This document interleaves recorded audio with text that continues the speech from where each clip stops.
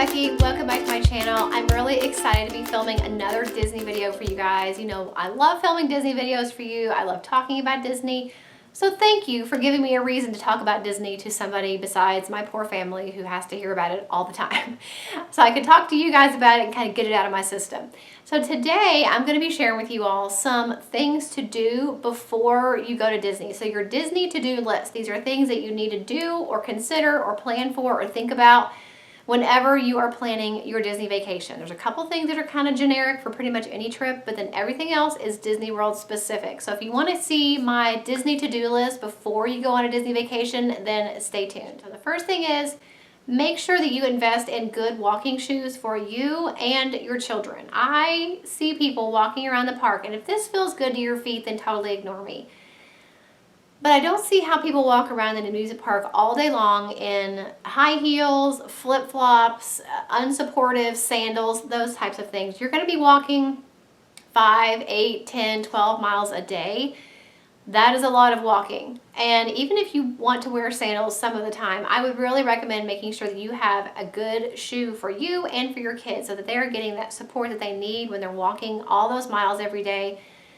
Because if you don't, you're going to be very sorry. Your feet will hurt, and it can make for a miserable trip to have blisters and sore feet. So make sure that your kids and you have some shoes that are supportive and are not worn out before you go on a Disney vacation. We also make sure you're prepared for the rain. Even if you're not going to Disney in the rainy season, it can still rain a lot in Florida. Whether that is a really quick shower in the afternoon that's over in 30 minutes, or if it's an all-day downpour, which is what happened to us in May of 2018, you want to be prepared. You want to have ponchos, maybe a fold-up umbrella, maybe some of those like plastic shoe covers, whatever it is that you like to have for the rain, a raincoat, a rain hat. All of those things you're going to want to be prepared for and have already so that you're not having to spend all this money on ponchos for everybody at Disney, which are not cheap, or you're not going to have to be slopping around the park all day in wet shoes. Prepare for those things ahead of time so that you are ready in case it rains. Another really great thing to do before you go on a Disney vacation is if you're going to be bringing a stroller with you, make sure you practice with that stroller, folding it up and unfolding it quite a few times before you leave. Even if you use it at home where you live, it's a whole different story folding it up really quickly and trying to get it on a tram or a bus without knocking people out with it. You have to kind of get a pattern down. My husband got so good at that. He could fold that stroller up on a dime after a few trips to Disney. But it's definitely a struggle that I see a lot of parents like at the tram, like everybody's trying to rush on the tram and they're like trying to figure out how to fold the thing up and lock it and get it in the stroller or in the tram. It's definitely a skill. So make sure that you practice with your stroller, folding it up and unfolding it really quickly and easily before you get to Disney. You do not want to be those people standing next to the tram, fuddling with your stroller while everyone's waiting on you like, come on, let's get on the tram.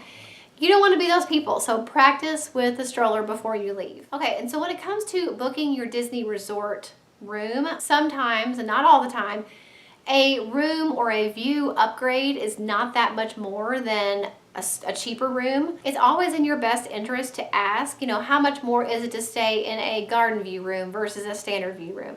Or how much more is it to stay in a water view room versus a garden view room? There's usually not much difference. For us, we always stay at Port Orleans Riverside, and we usually get either a garden view or a river view room. Well, it turns out for our trip, it's only $60 more to stay at a river view room than a garden view room, and we actually prefer that. So, it's definitely something to ask about. Sometimes it's not that much more money, but it can add a lot of enjoyment to your trip to get that little bit of an upgrade for not that much money. So it never hurts to ask. And it also never hurts to ask when you get to your resort and you're checking in, even if you have a standard room or you maybe have a garden view room but you'd like a river view room, it never hurts to ask for an upgrade. I've talked about this before, which now the room we have is the best room you can get on Riverside property. But if we were to have a standard room, and I would say, how much, is there any availability to, I'm not really happy with this room. I would really like to have a garden view room.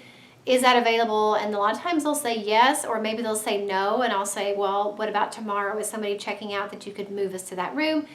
Sometimes it works, sometimes it doesn't. You know, they may or may not say, yes, we can move you to that room if you want to pay more, but sometimes they don't say that. So it never hurts to ask for an upgrade once you get to Disney, because a lot of times, if they can, they will do that for you.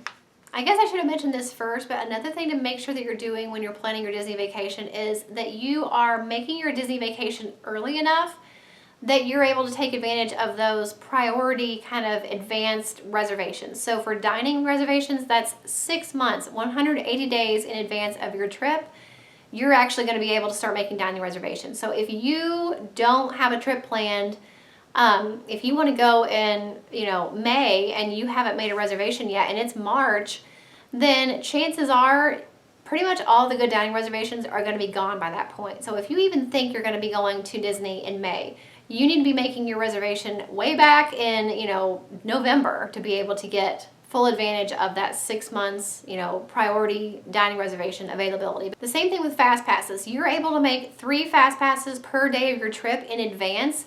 If you're staying on Disney property, you get to make them 60 days in advance of your trip. And if you're not staying on Disney property, you get to make them 30 days in advance of your trip. So if you are 60 days away from your trip and you haven't made you haven't made fast pass reservations yet, a lot of those popular rides that you may want to ride, like Slinky Dog Dash or Snow White's Mine Train, those things are going to be gone and you're not going to be able to get a fast pass for those things. So definitely make sure that you're paying attention to when you may want to go to Disney. Go ahead and make a reservation. Go ahead and make your dining reservations. Go ahead and make your fast passes just in case. If something happens, you can cancel. But that way you're going to get dining if you end up going, and you're going to get your fast passes that you want if you end up going, on your planned day. Instead of waiting and saying, well, I'm not sure yet, or maybe we will, maybe we won't, and then waiting to the last minute, deciding you want to go, and then not getting any good dining reservations or any fast passes. Another thing you should do before you go to Disney World is practice mobile ordering before you ever even leave your house. Mobile ordering is a new thing that Disney has rolled out very recently, and a lot of their restaurants at the Disney parks, you can actually order, quick service restaurants, you can actually order your food on your phone from the My Disney Experience app. Order your food, sit at your table while you're waiting for them to make your food. They will notify you when it's ready, and then you go to a special window to pick it up. This saves you so much time. It saves you so much headache from waiting in line for quick service. We actually did this last year. We did it in October and in May on both trips. It is amazing. It saves so much time and stress. And I actually have a whole video about it. If you want to see that, I will link it in my Disney playlist for you guys in the description box, because it is amazing. It saves so much headache of trying to wait in line, order your food, holding your trays, trying to find a table, keeping your kids together. So what we did, we would just go and find the table, sit down at our table, order our food from our phone. Whoever needed to go to the bathroom and wash their hands while we're waiting for them to make our food, and then they would notify us and we would go get it. One of us would go get it. My husband, he's kind of the waiter in that situation.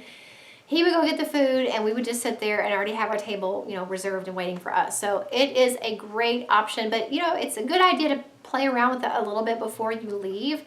You can actually use the app and order food. You don't want to pay for it and actually order it, but you can go through the whole process of looking at the menu and seeing which restaurants have mobile ordering. You can kind of do all that stuff, play around with it on your phone. Get a feel for it so that when you're actually at Disney, you're not trying to figure out well, how does this work and what do I do? And I don't know which restaurants are mobile ordering, offer mobile ordering, which ones don't.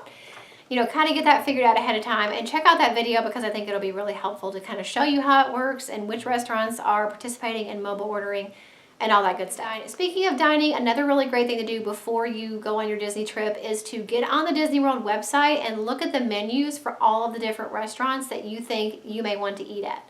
So this kind of goes back to that 180-day mark of making your dining reservations.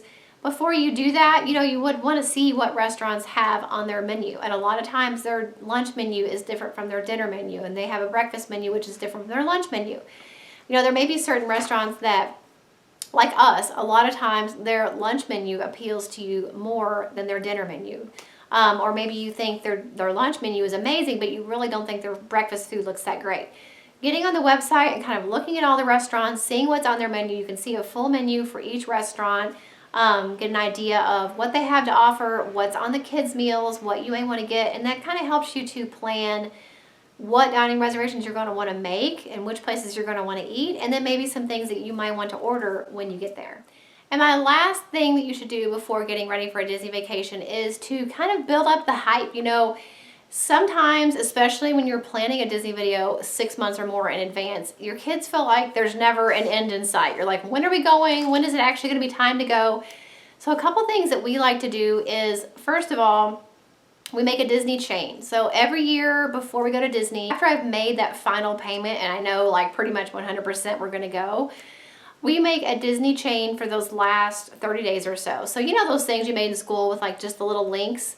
We make a link for every day until we leave. We number them, and then the girls take turns ripping off their link to kind of see visually how many days we have left until our Disney trip. Now obviously my oldest daughter, well, both girls could really figure this out with a calendar, but it's just kind of a fun thing, a fun tradition that we've done ever since my oldest daughter was 2 and we started taking her to Disney. It's just something that we have done every single year. It's a tradition. The girls look forward to it. I look forward to it. And there's nothing more exciting than that day you leave for whoever's turn it is to get up there and take down that last link. It's really, really fun, and it's a fun tradition that we do. Also, something that we do all throughout the year, but especially when we're going to Disney, is we like to go back and watch our old home movies from our Disney trips while we're eating dinner or having a snack or something. It's just really fun to go back and see how much the girls have changed even in just a year or two. Or we can go back and watch like the really old ones from when they were little bitty kids. And it just helps to build up the excitement of seeing like us checking in at our resort and waiting in line for different rides and restaurants and things like that. It's just super fun. And also, watching Disney movies, we try to do that as much as possible, especially if it's your first time going or your kid's first time going, and if they may not be familiar with some of the characters or movies that are part of Disney. So like if you've got a younger kid, maybe they haven't seen Alice in Wonderland or Pinocchio or Sleeping Beauty. Maybe they haven't seen some of those older Disney movies or some of the newer Disney movies that you may want them to see to kind of get them ready for like the teacups. They may not understand that the teacup ride is from Alice in Wonderland from the Mad Hatter. So maybe you want to show them Alice in Wonderland. I don't know. It's just a really fun thing to do to kind of build up the anticipation and kind of prepare them for some of the rides and characters they're going to be seeing from those movies. I think it's just a really fun thing to do and a really fun Disney tradition to have with your family and something to do before you go to Disney. So I really hope you guys enjoyed this video and liked hearing my Disney to-do list. I hope it was helpful. Of course, there are like a million other things you have to do to get ready for a vacation, but these are kind of like the high points of things that are somewhat Disney specific. Most of them were Disney specific. As far as like dining and, you know, getting ready to use a stroller every day and getting on and off of trams and doing all that walking and everything like that. I hope it was helpful. Make sure if it was that you give it a thumbs up. Also check out my Disney playlist. It is linked for you guys in the description box. I've got that mobile ordering video in there, and every single Disney video I've ever made is in that playlist. So tons of tips and tricks and saving money and planning videos, how to go to Disney with kids, like all different types of Disney videos are in that playlist, and I think it'll be really helpful for you guys. So make sure you check that out.